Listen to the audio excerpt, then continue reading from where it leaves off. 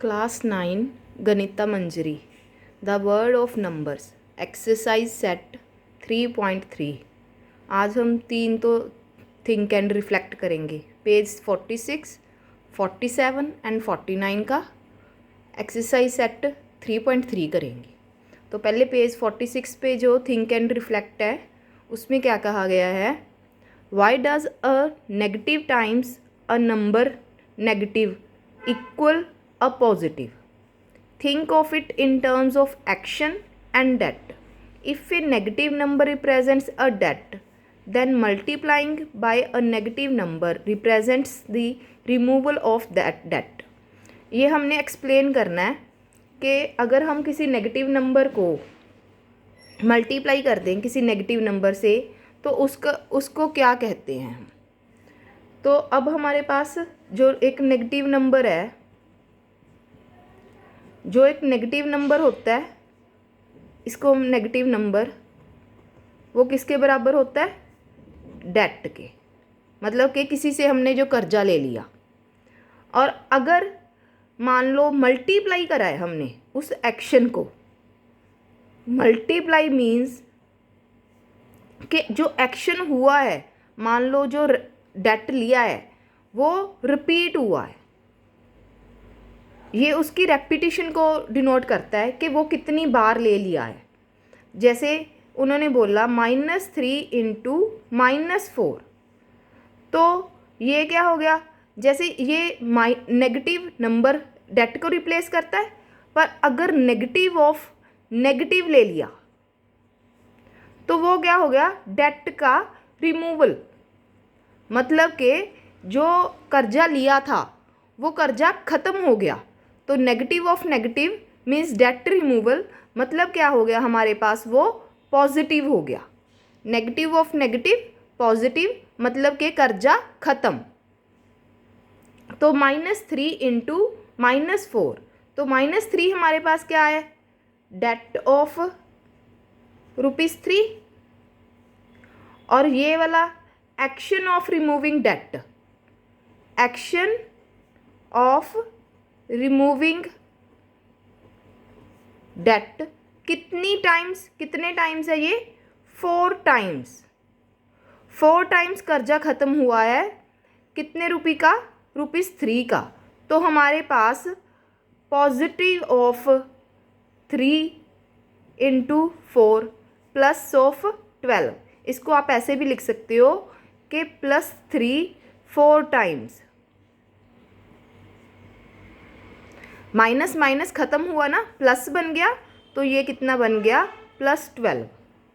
तो मतलब after removing all dates, जो सारे कर्जे ख़त्म होने के बाद, आफ्टर ऑल डेट्स रिमूवल, हम कहेंगे हम कितने रिच हो गए हैं पहले से, यू आर रिचर ₹12। तो आपके पास ₹12 बढ़ गए हैं। जो आपके दोस्त ने मान लो कर्जा माफ़ कर दिया है तो वो अब हम बढ़ गए हैं, ₹12 रिचर हो गए हैं पहले से। नेक्स्ट थिंक एंड रिफ्लेक्ट क्या है, पेज 47 पर, can you explain why we need Q not equal to 0 in the definition of a rational number. अब हमारे पास ये गिवन है कि अगर आपके पास जो हम डेफिनेशन में करते हैं कि कैन यू, जो P/Q की रैशनल नंबर की हम डेफिनेशन लिखते हैं कि P/Q belongs to integer and Q not equal to 0, ये रैशनल नंबर की डेफिनेशन करते हैं। उसमें जो Q नॉट इक्वल टू 0 लिखते हैं वो कितना का ज़रूरी है।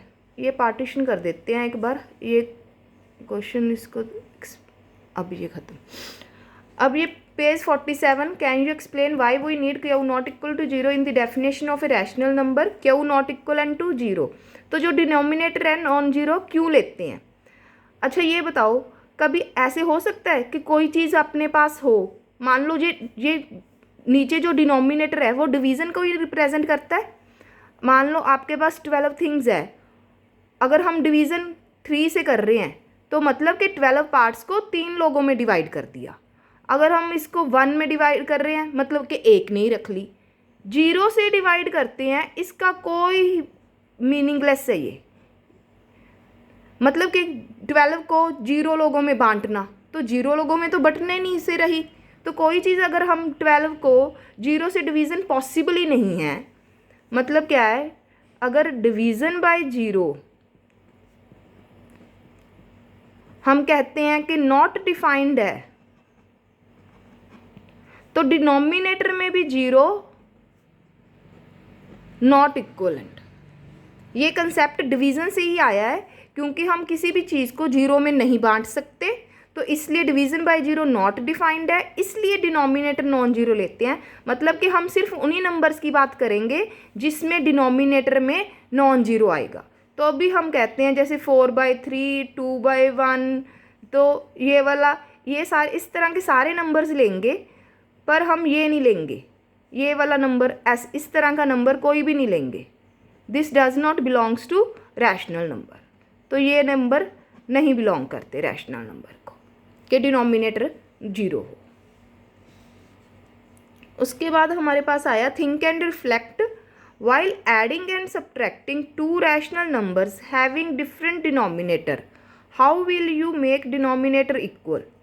तो डिनोमिनेटर इक्वल का कंसेप्ट तो चाहे हम एडिशन करें चाहे हम सब्ट्रैक्शन करें, मान लो जैसे यहाँ से ही एक सम ले लेते हैं, 2/5 है प्लस 3/10 है, चाहे तो एग्जाम्पल से समझ लो, चाहे वैसे अगर इन्होंने जब थ्रेटिकली पूछा है तो थ्रेटिकल कैसे करते हैं हम, जो डिनोमिनेटर है उनको लेते हैं, उनका फिर हम एलसीएम लेते हैं। तो कॉमन डिनोमिनेटर कंसेप्ट से कॉमन डिनोमिनेटर क्या हो गया, एलसीएम। और वो बनाएंगे कैसे, यूजिंग इक्वलेंट फ्रैक्शन। मान लो अब हमें पता है ना इनका एलसीएम कितना आएगा 10, तो इसको इक्वलेंट करना है, तो इसको 2/2 से मल्टीप्लाई कर लिया। अब देखो ये नीचे बन गया ना डिनोमिनेटर सेम। और फिर उसके बाद ऐड किसको करेंगे हम, न्यूमिनेटर्स को, एंड डिनोमिनेटर को हम क्या करेंगे, अनचेंज्ड, कीप अनचेंज्ड। बस उसके स्टेप्स मेंशन कर दो आप कि पहले तो हम कॉमन डिनोमिनेटर निकालते हैं, उसको एलसीएम बोलते हैं, फिर यूजिंग इक्वलेंट फ्रैक्शन हम डिनोमिनेटर सेम बनाते हैं, फिर न्यूमिनेटर को ऊपर वालों को ऐड करते हैं और डिनोमिनेटर एज इट रह जाता है। तो 7/10 आंसर आ गया जैसे। उसके बाद वैसे तो ये 3.3 है जो आपने हायर स्टैंडर्ड लोअर स्टैंडर्ड्स में पहले कर चुके हैं वही वाली हैं, पर स्टिल हम एक एक सम पार्ट हम सॉल्व कर लेते हैं। तो अब जैसे prove that the following rational numbers are equal, तो इक्वलेंट को कैसे हमने प्रूव करना है, जैसे 2/3 एंड 4/6 है, तो इसको क्या है, पहले क्रॉस मल्टीप्लिकेशन चेक करेंगे हम इसकी। 2/6 कितना है, 12, 3/4 कितना है, 12, तो 12 इक्वल टू 12, तो यस इक्वल। सिमिलरली आप second, third, fourth part prove कर लेना। अब इसका फर्स्ट पार्ट हमने यहाँ पे कर दिया, इसका मैं अब सेकंड पार्ट करवा देती हूँ। 7/12 प्लस 5/8, तो 12 और 8 का एलसीएम कितना आएगा, 24। एक बार निकाल के दिखाने में दिखा देती हूँ यहाँ पे साइड में, 2 6 4 2 3 2 2 3 1 3 1 1, तो 2 × 2 × 2 × 3 24 आ गया। तो अब हमने क्या करना है, 7/12 × 2/2 प्लस 5/12 8 × 3/3। अब देखो दोनों जगह डिनोमिनेटर क्या है, 24 आ गया हमारा, और न्यूमिनेटर को ऐड करना है, डिनोमिनेटर एज इट, तो 29/24 आंसर। उसके बाद हमारा क्या है, फाइंड द डिफरेंस। डिफरेंस कितना है, 5/6 माइनस 1/4, तो 5/6 माइनस 1/4 सेम, इसको भी हम एलसीएम इसका 12 आया था, तो डिनोमिनेटर सेम बनाया, 10 - 3/12, तो 7/12 सेम। नेक्स्ट पार्ट,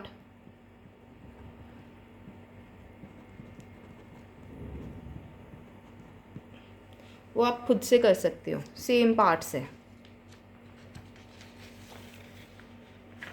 एक बार चेक कर लीजिए सारे सम्स। फुल पेज दिखा देती हूँ आपको।